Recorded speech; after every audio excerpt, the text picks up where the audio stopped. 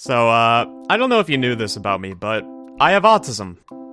Okay, maybe that's not very surprising. If you've seen my streams, then it's pretty obvious I'm on the spectrum. I spent a whole hour during an Omori stream info dumping about Star Wars. Alright, a black lightsaber. That's badass as hell. Being autistic was something I felt really ashamed of for many years. It wasn't until I was 16 that I started to own it and feel proud of myself again. Getting bullied in school for it definitely didn't help, but I think one of the main things that made me feel ashamed about it was that society, and especially media at the point, didn't know how to properly portray autism. Hell, you can argue it still isn't taken seriously even today. Listen, when I was a kid, the most I got for representation of neurodivergence was either bare minimum, or it was made by Satan himself. Depending on who you ask, representation of autism has gotten a lot worse. You guys like The Good Doctor? You like transphobia being labeled as a quirk of autism? She's not a girl, he's a boy. How about music? Do you like neurotypical people playing offensive caricatures of autistic people? This is the part where you say no out loud while watching the video. You guys remember that one time WWE had an autistic character named Eugene, who was just meant to be a special ed kid that they called the R-slur? Like, he was only meant to just be a comedic punching bag and nothing else. I want to see her boobies! Oh, brother, this guy stinks! Girl Meets World had an episode treating Asperger's syndrome like it's a terminal illness. They want to see if I have autism. You don't. Let's go tell them you don't. I might have a type of autism called Asperger's syndrome. You don't. This is also the same show that had an entire episode praising capitalism. It's okay though, guys. We do have some good autistic representation in TV. We have Peridot. While I do think representation is important, I also believe it's valid to find yourself in characters that are not explicitly said to have autism. I do it all the time, and that's mainly what I want to be talking about in this video. But because I'm a no-life nerd who doesn't watch TV that much anymore, I usually get most of my media consumption from video games. And today, I want to talk about some of my favorite autistic characters in games, and characters that I believe to be on the spectrum. Also, for clarification, I'm only going to talk about characters from games that I myself have played, so apologies if I don't mention one of them. By the way, before the video begins, go support my Patreon and my Twitch. Okay, bye! Alright, I think a good start to this topic is to talk about what I consider to be the best representation of autism, period. And funny enough, it's from a Ubisoft game. Not every geek with a Commodore 64 can hack into NASA. Watch Dogs 2 is one of my favorite video games of all time. Yeah, I said it. The open world and atmosphere is unmatched by any other game I've played, and the story really ties everything together in a nice bow. It's very rare to come across a game that gives you such a unique gameplay aspect while also gives you the freedom to be a complete dickhead no matter what. But by far, one of the best parts about the game, in my opinion, is the diverse cast of characters. Now, I could spend the next hour and a half talking about Wrench, and how madly in love with him I am, but I'll spare you this time around. Unless you really want me to. The main character from this game that I want to discuss is Josh Sawchuk. Hang on.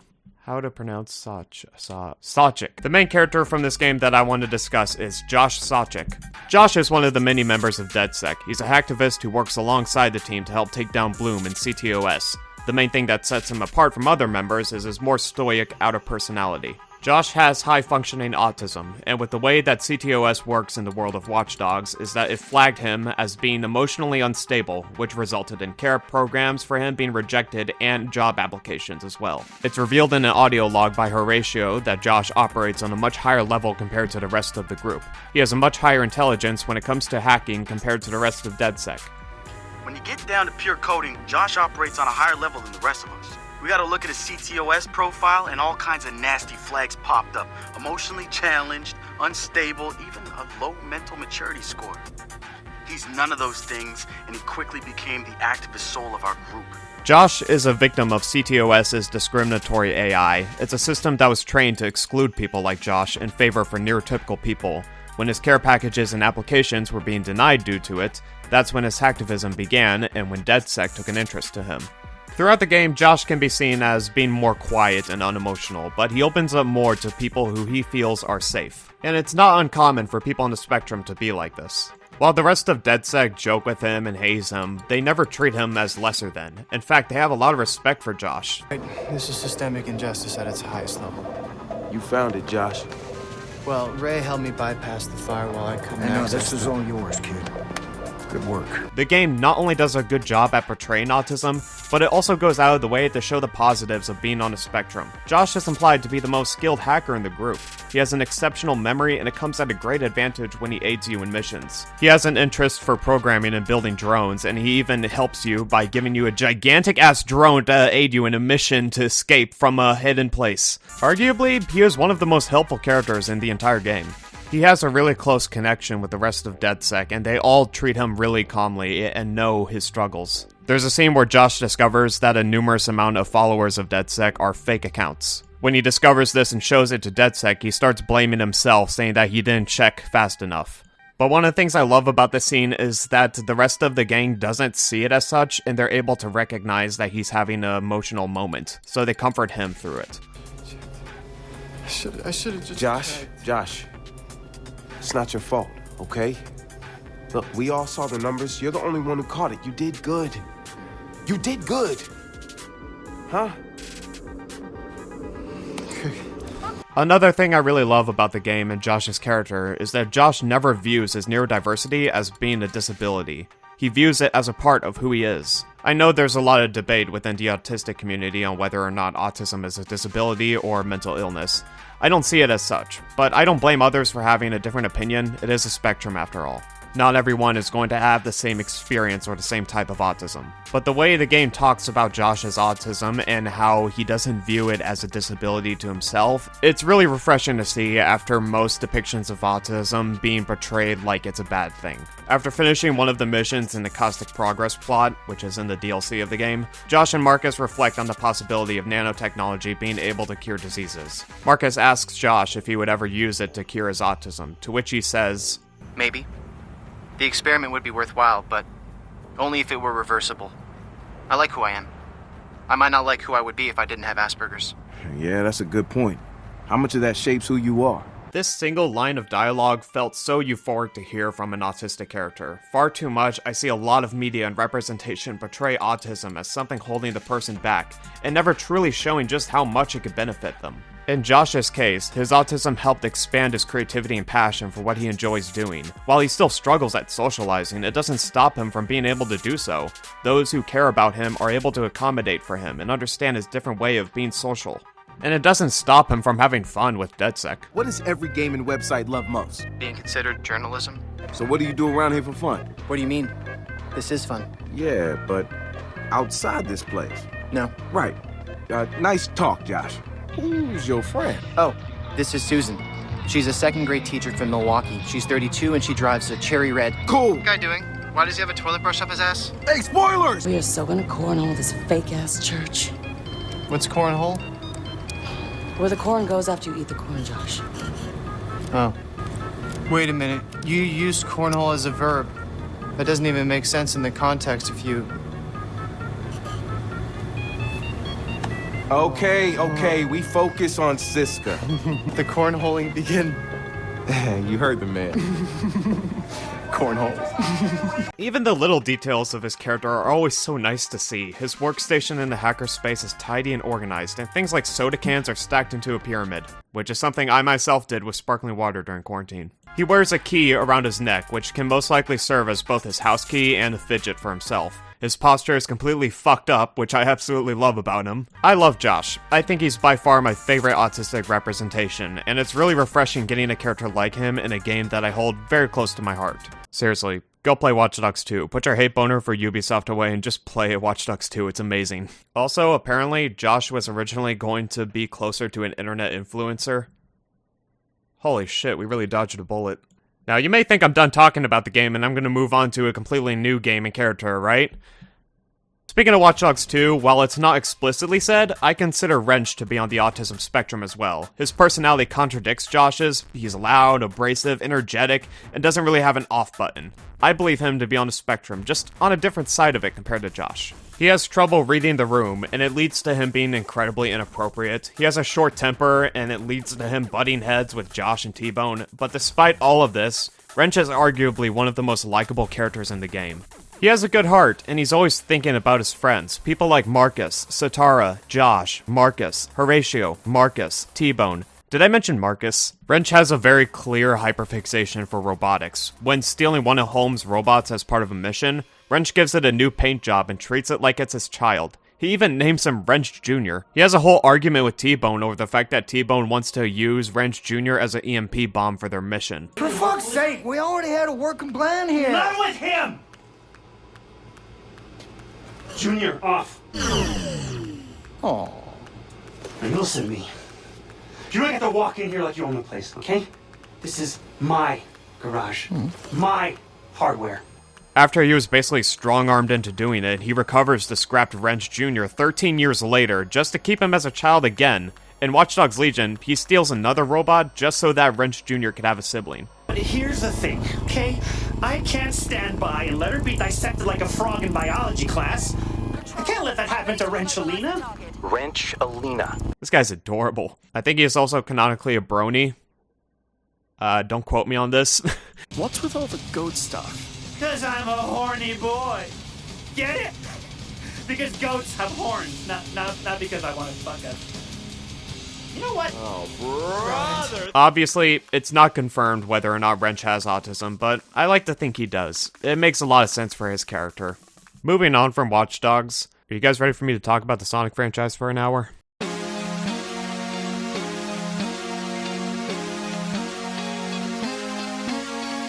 While there isn't any definitive autistic characters in Sonic, unless you count Big the Cat, the one character I always view as being on a spectrum is Silver. Now, if you've had sex before, then you probably don't know who Silver is. Silver the Hedgehog is one of the most underutilized characters in the entire Sonic franchise. One of them. He first appeared in one of the worst games in the series, and since then he's been given the silent treatment by Sega. He does appear in some later games here and there, but he has always had a much stronger presence in the Archie and IDW comics. Am I going to be talking about this character more in the comics than I am in the games? Yes. Am I aware that I'm breaking my own rule of talking about autism exclusively in video games? Yes. But fuck you, it's my video. Even in the games, Silver exhibits many traits of being on a spectrum. He takes things people say either too literally or not literal enough. He misses social cues. He has a hard time engaging in conversations. He is often naive in most situations, and despite of all of that, it doesn't stop him from being able to be a hero. Some pretty strong examples of his autism would be in the comics. That must be her! Hey, Guardian Angel! No, wait! I don't understand. We're all on the same side. I'm a big fan. Silver, you said she never joined the Resistance, that she never interacted with anyone, right? Well, yeah. So? So she obviously prefers to work solo, for whatever reason. Not everyone likes being part of the crowd. Whisper. Cool. Okay, but why? No, genius. Whisper is her name. When it comes to the games, Silver is shown to have a lot of trouble properly communicating his wants and his needs, and there's a lot of cases where a character will joke with him, and it will completely fly over his head. You ever have one of those feelings? Like you're about to get your car fed to you by a blue hedgehog? No, never. I'm not hungry, but thanks. Wow, dude, you take all the fun out of trash talking. So gonna own you, Silver. Okay. No, you're supposed to say, in your dreams, Sonic. In your dreams, Sonic. Too late. The moment's past. Silver comes from a future where society and civilization is completely destroyed, so him being in the present time results in him being overly whimsical, and it's the most adorable thing ever. This looks so beautiful. What? You mean this desert? Everything is so great here, isn't it? The sky is gorgeous and everyone's happy. Huh? One of my favorite scenes of him is where he grows a hyperfixation for gardening and plants, and him and Blaze work together to build a garden that would become a frequent location in the IDW comics. Sonic as a franchise is extremely popular to neurodivergents, and it's easy to see why. Hell, I'm pretty sure Sonic himself has ADHD. For me personally, this franchise was a pretty defining part of my childhood, and I now know why. Silver was always my favorite character growing up, and I think a lot of it was due to me seeing myself in him, while the other reasons were, ooh, cool telekinesis.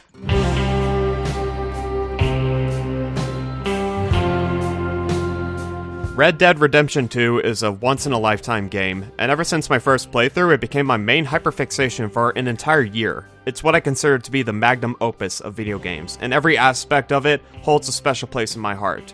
I have a lot of favorite characters, and if you've seen my streams of the game, then you would know that I'm a 24/7 John Marston simp. And yes, I have no shame. Hi. Never thought I'd say this. Oh, hey, cutie. I want a nice romantic candlelit dinner. Yeah, that first. Shut up. I gotta be respectful, alright? I'll take him out to dinner first. You don't disrespect my... Pookie Bear? Yeah, you don't respect my Pookie Bear like that. What were you about to say? Hi, Sean.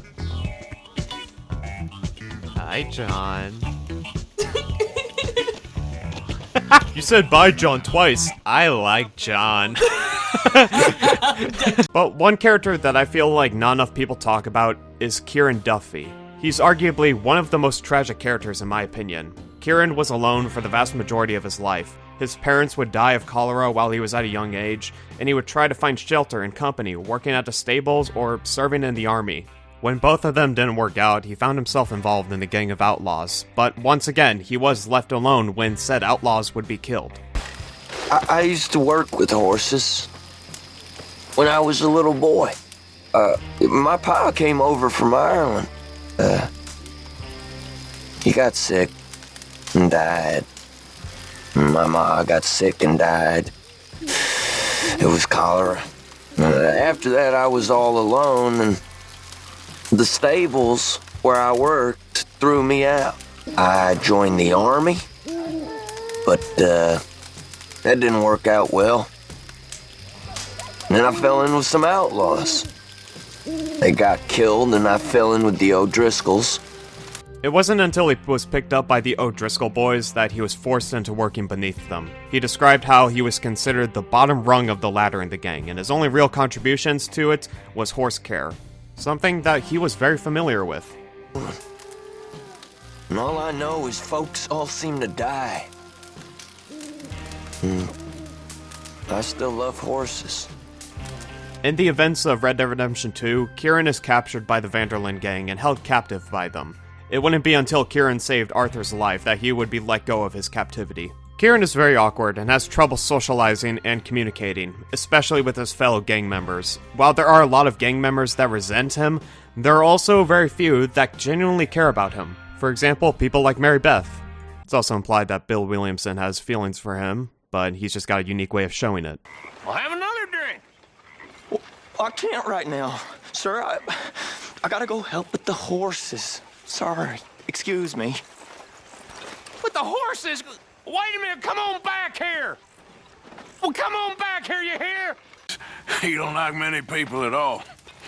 Except for maybe that Kieran. Listen, anybody that wants to chop off your balls is a keeper in my opinion. There are many instances of optional camp dialogue and missions you can do with Kieran that reveal a lot more about his character. One of my favorite moments is when you can go out fishing with him. Kieran has a lot of trouble with social skills, but the minute you mention horses or fishing, he will yap all day long. I'm pretty sure he's the type of person to call fishes by their scientific name and then give dozens of facts about them anytime someone catches one in front of him. During the fishing trip, Kieran opens up a lot to Arthur. He talks about wanting to be welcomed into the gang and wanting to earn their trust despite having been with their rivals. It's very clear that Kieran wants a family. He never had the opportunity to be a part of one considering how alone he had been his entire life up to that point.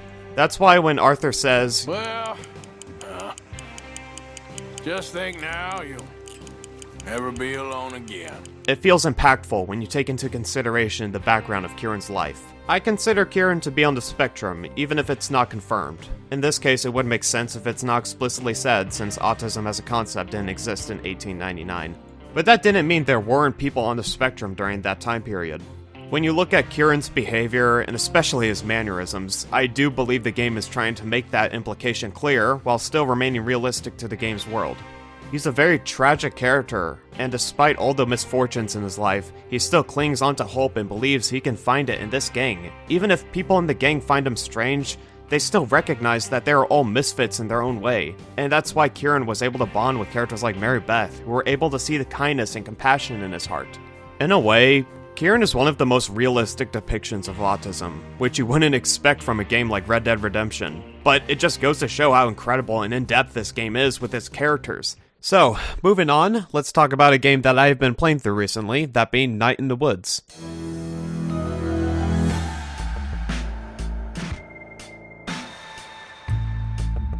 It's a really charming game, and while I am yet to finish it, I have so much to say about the characters in the game. I think when it comes to autism, the main character Mae Borowski definitely exhibits a lot of traits, but it's not just her. Greg is another character that is also autism-coded in my opinion. Mae in particular, however, is a lot more of a depressing yet still realistic depiction of being on the spectrum. When she moves back into Possum Springs after dropping out of college, she reconnects with her old friends and rebuilds relationships with them. However, not everyone is happy to see Mae back in her hometown. It's revealed by some of the neighbors that she was a troubled kid in her past. You see, Mae suffers from dissociation. While not exclusive to autism, it's still a common experience for people on the spectrum.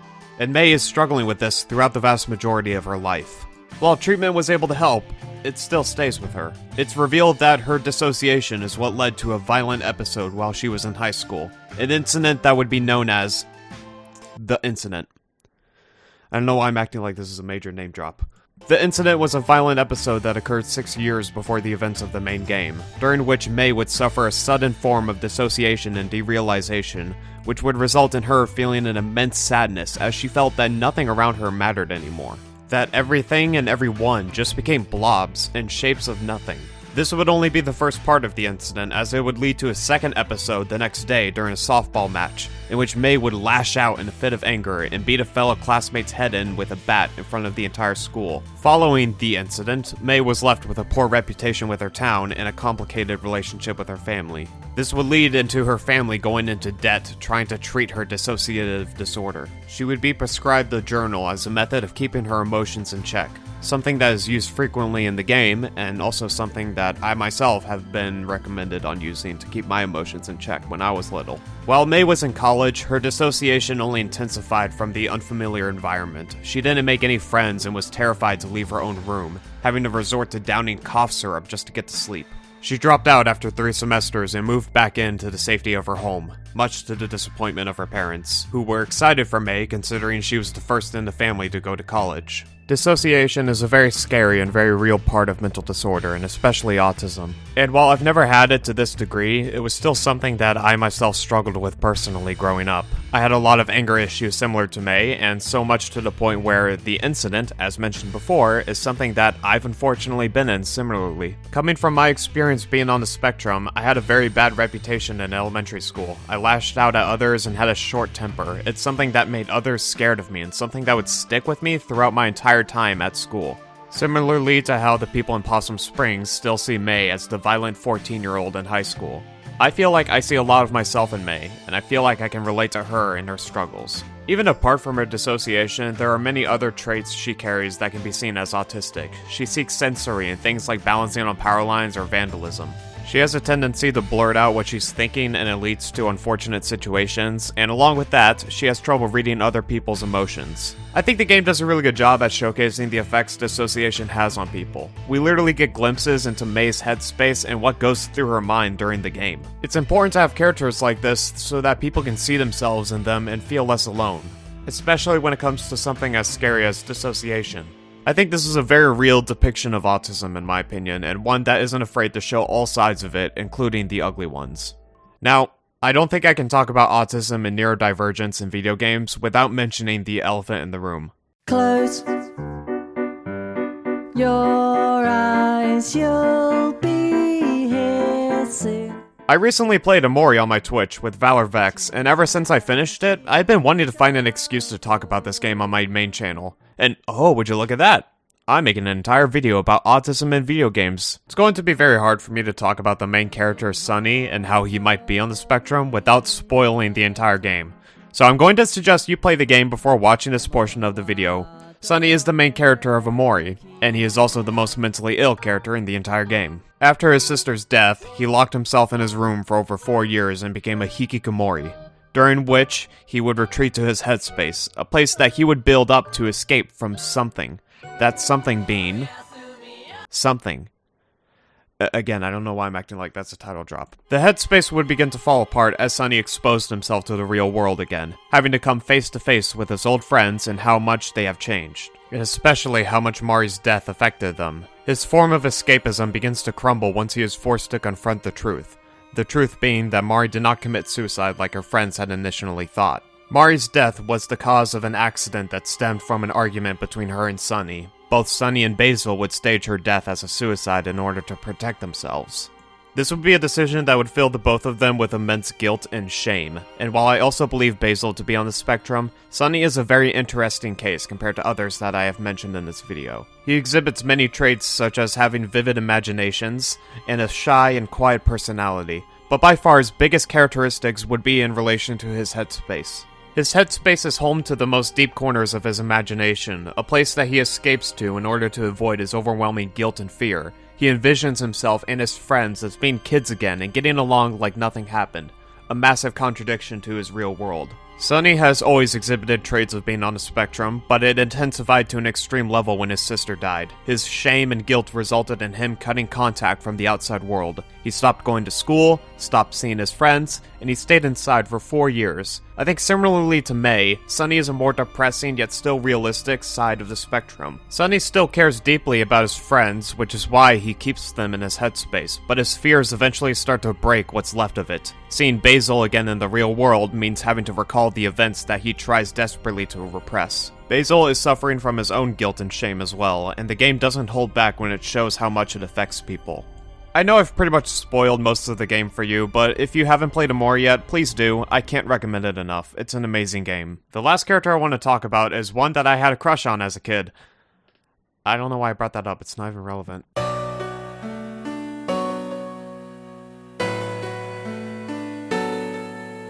Phoenix Wright Ace Attorney is one of those game series that I have a lot of fondness for. It's a visual novel-esque series with heavy puzzle elements and incredibly engaging characters. One of my favorites, of course, being Miles Edgeworth. Miles is a lot more of a curious case of the spectrum. From a young age, he was always fixated on becoming an attorney. He was so committed to it that he went out of his way to formally defend Phoenix in a class trial after he was accused by his classmates for stealing his lunch money. He wore a suit and everything. This guy is so autism-coded. When Edgeworth became an attorney, he ended up having a perfect win record as a prosecutor for 4 straight years. He was so dedicated and focused on his craft that he would do anything possible to get a guilty verdict. Just like a real lawyer. When his win streak broke thanks to Phoenix Wright, it would launch a rivalry between the two that would last for years. Remember, if a rivalry lasts longer than 7 years, then you are no longer just rivals. You are gay. Edgeworth's loss would be the start of a spiral in his attitude. He would grow a lot more doubtful over his ability to be a prosecutor. Edgeworth is shown to have a strong hyperfixation for being an attorney. He is strongly dedicated to becoming the best prosecutor he can possibly be. Something that can be common with people on the spectrum is perfectionism. And looking at Edgeworth's character, he exhibits a lot of signs of perfectionism. Even when he was a kid, he would always strive to excel at anything he does. Anytime he would fail at something, no matter how small it was, he would break down in tears. This perfectionism would carry into his adulthood, as I mentioned before, with his career as an attorney. Some other traits he exhibits that makes me believe he's on the spectrum is his incredibly unique way of thinking and approaching problems. He has a very focused mentality, and it comes at a cost of his social skills. He is often quiet and stoic around others and doesn't usually show his emotions. He's one of the most fleshed out characters in the entire series, and I can definitely see him being on the spectrum. There's a lot of other instances of autistic characters in video games, Symmetra from Overwatch being a pretty popular one. I haven't played Overwatch in years, nor do I know anything about the lore, so forgive me if I can't think of anything to say about her. I do wish we got a lot more autistic representation in video games. We have some good examples here and there, but a lot of what I talked about in this video were characters that I think have autism. And yeah, it's definitely fun to create headcanons and talk about them, but man, I want a lot more than just headcanons. Regardless, I'm still grateful for the good autistic representation that we get, both in video games and outside of that. I think coming from my own personal experience, it made me feel a lot more comfortable and happy with my autism when I saw characters in media I consumed that had autism but were also incredible characters. We're especially getting more representation of neurodivergence in kids shows as well, with shows like Bluey for instance, which is always nice to see. I recognize that I'm speaking for myself more than anyone else, but it's a lot more comforting knowing that kids on the spectrum are going to grow up with more accurate depictions of autism, and not the offensive caricature trope that was popular in the early 2010s. I hope that in the future we can get more stuff like that. Now go play Watch Dogs, it's a great game. Seriously, go get it! My number must be mistaken. It's in your head. My letters, they can't describe. You are already dead. It's Santa, see that and fix